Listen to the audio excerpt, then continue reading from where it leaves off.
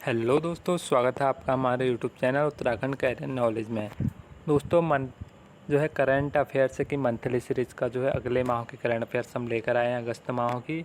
दोस्तों इसमें अगस्त माह में जो भी इम्पोर्टेंट क्वेश्चन बने हैं, चाहे उत्तराखंड से रिलेटेड हो चाहे भारत से रिलेटेड हो, हम उसके बारे में बात करेंगे। दोस्तों ये टॉपिक जो है, इसमें जो भी हमने क्वेश्चन तैयार किए हैं, ये उत्तराखंड का कोई भी एग्ज़ाम हो उसके लिए इम्पोर्टेंट है। दोस्तों इसमें पहला क्वेश्चन है, भारत के सबसे ऊंचे हर्बल पार्क का उद्घाटन कहाँ किया गया। दोस्तों इसका उद्घाटन किया गया उत्तराखंड के चमोली ज़िले के माणा गांव में।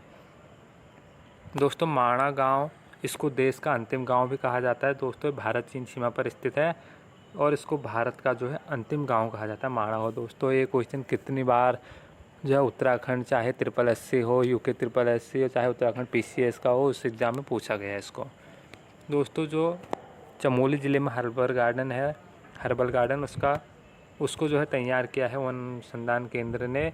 इसको 3 साल के प्रयासों के बाद जो है 11,000 फीट की ऊंचाई पर इसको बनाया गया है। दोस्तों इसका उद्घाटन किया जो माणा गांव के सरपंच है पीताम्बर मूलपा जी, उन्होंने किया। दोस्तों इस गार्डन में जो है औषधि महत्व की 40 किस्मों को संरक्षित किया गया है। दोस्तों नेक्स्ट क्वेश्चन है, दुनिया की दूसरी सबसे ऊंची चोटी K2 के शिखर पर पहुंचने वाले दुनिया के सबसे कम उम्र के व्यक्ति कौन बने हैं। दोस्तों ये बने हैं सहरोज कासिफ, पाकिस्तान के 19 वर्षीय। दोस्तों नेक्स्ट है, 996 की ओवरटाइम प्रथा को किस देश ने अवैध घोषित किया है। दोस्तों इसे अवैध घोषित किया है चीन ने। दोस्तों इसमें 996 का जो है, इसका तात्पर्य है 9 से 9 बजे तक सप्ताहों में 6 दिन, 9 से 9 बजे सप्ताहों में 6 दिन इस प्रथा को इन्होंने ख़त्म करने के लिए इन्होंने अवैध घोषित किया है। इनका मानना है कि जो काम करने का जो फिक्स टाइम है वो है 8 घंटे। दोस्तों नेक्स्ट है, उत्तराखंड के मुख्यमंत्री पुष्कर सिंह धामी जी ने किस पेंशन का नाम सम्मान पेंशन करने की घोषणा की। दोस्तों एक ही है कुटुंब पेंशन। दोस्तों कुटुंब पेंशन किसको दी जाती है। दोस्तों ये दी जाए उत्तराखंड में स्वतंत्रता संग्राम सेनानियों के जो आश्रित हैं उनके लिए ये पेंशन जो है शुरू की गई थी। दोस्तों नेक्स्ट है, उत्तराखंड के मुख्यमंत्री पुष्कर सिंह धामी ने मुफ्त स्वास्थ्य जांच योजना का शुभारंभ किया। इसके तहत कितनी तरह की जांचें मुफ्त होगी। दोस्तों इसमें होगी 207 तरह की जांचें। विश्व का पहला निःशुल्क RBR ट्रीटमेंट सेंटर कहाँ बनाया गया है। दोस्तों ये बनाया गया है एम्स ऋषिकेश उत्तराखंड में। दोस्तों इसमें जो भी जो है महिलाओं से संबंधित जितने भी ट्रीटमेंट हैं वो यहाँ निःशुल्क कराए जाएंगे। दोस्तों इसकी फुल फॉर्म होती है RBR की, रेडियो फ्रीक्वेंसी वजाइनल रिजुवेशन, इसकी फुल फॉर्म होती है। दोस्तों नेक्स्ट है, OBC कानून को किस संविधान संशोधन अधिनियम के तहत मंजूरी दी गई। दोस्तों इसको दी गई 105वें संविधान संशोधन अधिनियम के तहत। दोस्तों इसके अंतर्गत जो है राज्य अपने यहाँ की जो परिस्थिति है उसके हिसाब से अलग अलग जो है पिछड़ा वर्ग की सूची तैयार कर सकते हैं अलग से। दोस्तों और दूसरा इसमें राज्यों को अपने यहाँ जो सामाजिक व इसमें शैक्षिक रूप से जो पिछड़े वर्ग है उसकी पहचान करने का अधिकार इसके तहत दिया गया है। दोस्तों नेक्स्ट है, मुख्यमंत्री पुष्कर सिंह धामी ने विधानसभा में कितने रुपये का अनुपूरक बजट 2021 पेश किया। दोस्तों इसमें उन्होंने किया 5,700.78 करोड़ रुपये का बजट, इन्होंने अनुपूरक बजट पेश किया। दोस्तों अनुपूरक बजट जो है मुख्य रूप से इसको राज्य सरकार विपरीत परिस्थितियों में पेश करती है। दोस्तों जब इसमें चुनाव का समय आता है और कोई काम जैसे आधा है और उसको चुनाव के टाइम तक उसको पूरा करना है, उसके लिए अनुपूरक बजट जो है पेश किया जाता है। दोस्तों यानी जब किसी विभाग को बजट में आवंटित की गई धनराशि कम पड़ जाती है। दोस्तों जब किसी विभाग का बजट जो है कम पड़ जाता है लेकिन उसको काम ज़्यादा करना है, उसके तहत भी जो है अनुपूरक बजट पेश किया जाता है। जो इससे राज्य सरकार वित्तीय वर्ष खत्म होने से पहले ही अनुपूरक बजट ले आती है। दोस्तों नेक्स्ट है, उत्तराखंड की कला संस्कृति और पर्यटन का ब्रांड एम्बेसडर किसे बनाया गया है। दोस्तों ये बनाया गया है पवनदीप राजन, चंपावत ज़िले के। दोस्तों इन्होंने अभी इंडियन आइडल सीजन 12 है जो कॉन्टेस्ट इन्होंने जीता है। दोस्तों नेक्स्ट है, उत्तराखंड राज्य चुनाव आयोग के निर्वाचन आइकन कौन बनाए गए हैं। दोस्तों ये भी बनाए गए हैं पवनदीप राजन। दोस्तों इसके तहत जो है वर्ष 2022 में जो उत्तराखंड विधानसभा के चुनाव होने वाले हैं उसमें उत्तराखंड के जो मतदाता हैं उनको 100% मतदान करने के लिए इसके लिए प्रेरित करेंगे। दोस्तों नेक्स्ट है, 2021 के तीलू रौतेली पुरस्कार से कितनी महिलाओं को सम्मानित किया गया? इसके तहत 23 महिलाओं को राज्य स्तरीय तीलू रौतेली पुरस्कार दिया गया और इसमें 22 महिलाओं को आंगनबाड़ी राज्य स्तरीय कार्यकर्ता पुरस्कार से सम्मानित किया गया। दोस्तों, जो तीलू रौतेली पुरस्कार है वो हर वर्ष तीलू रौतेली की जो जयंती है 8 अगस्त, जो उस दिन इस पुरस्कार को दिया जाता है। दोस्तों, 2020-21 के पुरस्कार में 10-10 हज़ार रुपये की वृद्धि की गई। इसमें तीलू रौतेली पुरस्कार विजेता को 31,000 रुपये और आंगनबाड़ी कार्यकर्ता पुरस्कार को 21,000 रुपये और प्रमाण पत्र प्रदान किया गया। तो नेक्स्ट है, महिला सशक्तिकरण एवं बाल विकास विभाग का ब्रांड एम्बेसडर किसे बनाया गया है? दोस्तों, ये बनाया गया है वंदना कटारिया, जो कि भारतीय हॉकी खिलाड़ी है। इनको बनाया गया और इनको बेटी बचाओ बेटी पढ़ाओ का ब्रांड एम्बेसडर बनाने की घोषणा भी उत्तराखंड के मुख्यमंत्री कर चुके हैं।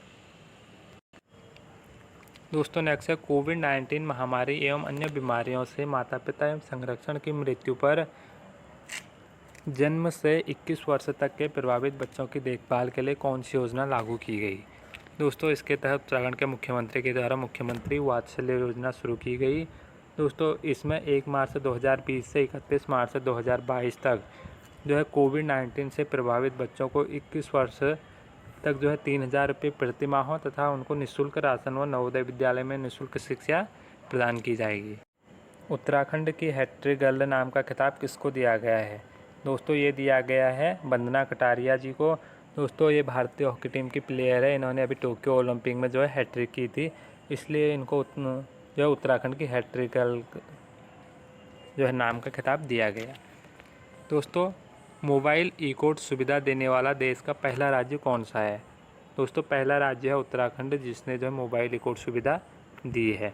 दोस्तों, इसके तहत लाभ मिलेगा दूरस्थ तथा दुर्गम ग्रामीण क्षेत्रों में निवास कर रहे पीड़ित या साक्षीगण विशेषतः महिला एवं बालक वर्ग अथवा वृद्धावस्था, शारीरिक असमताओं से पीड़ित व्यक्ति, दिव्यांगजन, अत्यधिक आर्थिक तंगी से पीड़ित व्यक्ति या ऐसा साक्षी जिसके जीवन या व्यक्तिगत सुरक्षा को किसी प्रकार का भय हो, वो इसका लाभ ले सकता है। प्रधानमंत्री नरेंद्र मोदी ने 14 अगस्त को कौन से दिवस के रूप में मनाए जाने की घोषणा की? दोस्तों, पीएम नरेंद्र मोदी ने 14 अगस्त को विभाजन विभीषिका स्मृति दिवस मनाने की घोषणा की। उत्तराखंड के मुख्यमंत्री पुष्कर सिंह धामी ने प्रदेश के कर्मचारियों का महंगाई भत्ता कितने प्रतिशत बढ़ाने की घोषणा की? दोस्तों, एक ही है 11% बढ़ाने की। दोस्तों, इससे पहले उत्तराखंड राज्य के कर्मचारी पेंशनर थे, उनका महंगाई भत्ता 17% था, जो अब बढ़कर 28% हो गया। दोस्तों, इसमें महंगाई भत्ता 1 जुलाई 2021 से प्रभावी होगा। दोस्तों, नेक्स्ट है, भारतीय महिलाओं द्वारा बनाए गए संगठन ग्लोबल इंडियन वुमेन एसोसिएशन का पहला वार्षिक महोत्सव कहाँ आयोजित किया जाएगा? दोस्तों, इसका आयोजन किया जाएगा दिल्ली के ललित होटल में। दोस्तों, नेक्स्ट है, सुप्रीम कोर्ट के इतिहास में पहली बार 9 जजों ने एक साथ शपथ ली। इसी के साथ वर्तमान में सुप्रीम कोर्ट में जजों की कुल संख्या कितनी हो गई है? दोस्तों, मुख्य न्यायाधीश सहित वर्तमान में 33 इसमें न्यायाधीश हो गए हैं।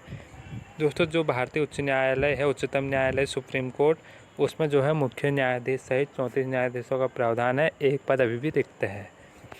दोस्तों, इसमें 9 जजों ने शपथ ली, उसमें जस्टिस अभय श्रीनिवास ओका हो गए और विक्रम नाथ हो गए, जस्टिस जितेंद्र कुमार माहेश्वरी और जस्टिस हिमा कोहली। इसमें जस्टिस बी नागरत्ना हो गई, जस्टिस सिटी रवि कुमार हो गए, जस्टिस MM सुंदरेश हो गए, जस्टिस बेला M त्रिवेदी हो गई, सीनियर एडवोकेट PS नरसिम्हा हो गई। दोस्तों, पहली बार एक साथ 3 महिला जजों की नियुक्ति हुई है सुप्रीम कोर्ट में। दोस्तों, पहली बार ऐसा हुआ कि शपथ ग्रहण समारोह सुप्रीम कोर्ट परिसर के बाहर आयोजित किया गया।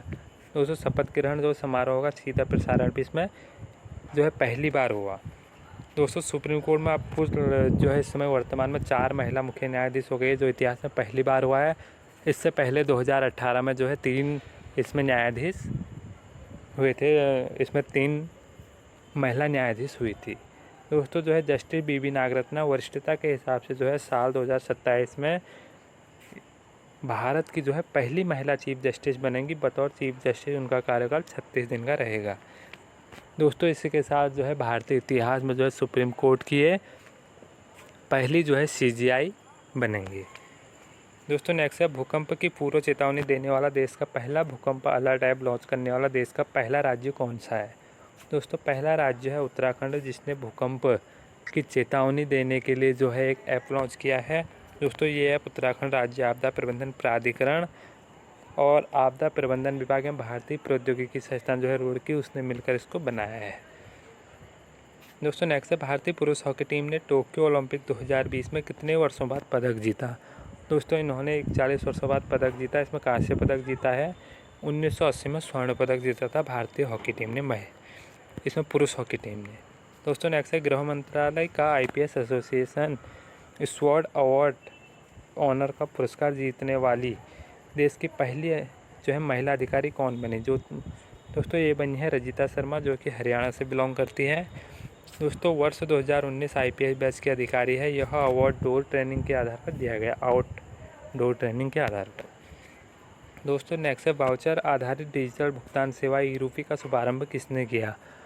दोस्तों इसका शुभारंभ किया है जो PM नरेंद्र मोदी जी हैं, उन्होंने, प्रधानमंत्री जी ने। दोस्तों भारत में डिजिटल भुगतान जो है पारिस्थितिकी तंत्र की देखरेख करने वाले जो national payment corporation of India है, उसने कैशलेस लेन देन को बढ़ावा देने के लिए वाउचर आधारित प्रणाली जो है ई-रूपी, इसको लॉन्च किया है। दोस्तों national payment corporation of India ने ई-रूपी लेन देन के लिए जो 11 बैंकों के साथ साझेदारी की है। दोस्तों नेक्स्ट है उत्तराखंड का पहला कला पार्क कहाँ विकसित किया जा रहा है। दोस्तों ये किया जा रहा है हरिद्वार में। दोस्तों नेक्स्ट है कृष्णा जल विवाद किन दो राज्यों के बीच में है। दोस्तों ये है आंध्र प्रदेश और तेलंगाना। तो नेक्स्ट है देश का सर्वोच्च खेल सम्मान राजीव गांधी खेल रत्न पुरस्कार का नाम बदलकर क्या रखा गया है। दोस्तों इसका नाम बदलकर रखा गया है मेजर ध्यानचंद खेल रत्न पुरस्कार। दोस्तों इसकी घोषणा जो है प्रधानमंत्री नरेंद्र मोदी जी उन्होंने की। तो उत्तराखंड राज्य सरकार ने किस वर्ष तक क्षय रोग को समाप्त करने का लक्ष्य रखा है। दोस्तों उत्तराखंड राज्य सरकार ने TB को 2025 तक जो है समाप्त करने की घोषणा की है।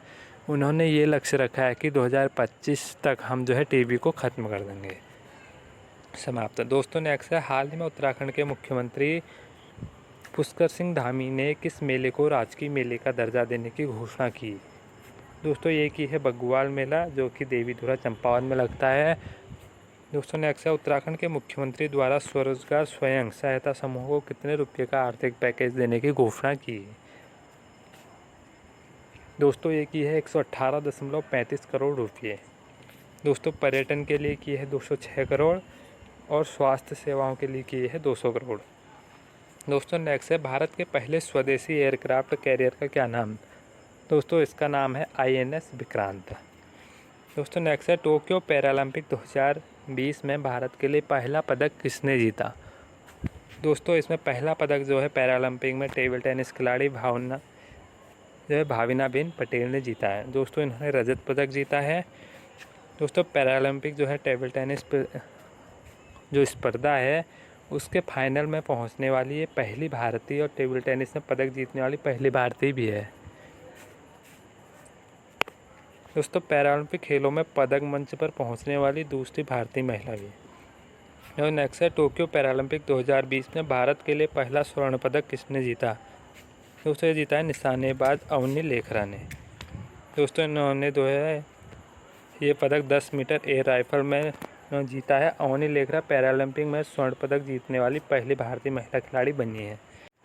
टोक्यो ओलंपिक 2020 में भारत के लिए पहला स्वर्ण पदक किसने जीता। दोस्तों ये जीता है नीरज चोपड़ा जी ने। इन्होंने भाला फेंक में जो है भारत के लिए स्वर्ण पदक जीता। एकमात्र स्वर्ण पदक भारत ने टोक्यो ओलंपिक 2020 में जीता था। दोस्तों इसमें जो है 87.58 मीटर तक इन्होंने थ्रो फेंका और देश के लिए जो है व्यक्तिगत स्वर्ण जीतने वाले इसमें दूसरे खिलाड़ी और पहले एथलीट हैं जिन्होंने जो ओलंपिक में स्वर्ण पदक जीता है। तो टोक्यो ओलंपिक 2020 में भारत ने कुल कितने पदक जीते। दोस्तों इसमें भारत ने 7 पदक जीते हैं, जिसमें 1 स्वर्ण और 2 रजत और 4 कांस्य हैं। दोस्तों अगर आपको हमारी वीडियो पसंद आए तो प्लीज़ हमारी वीडियो को लाइक करें और हमारे चैनल उत्तराखंड कैरियर नॉलेज को सब्सक्राइब करें।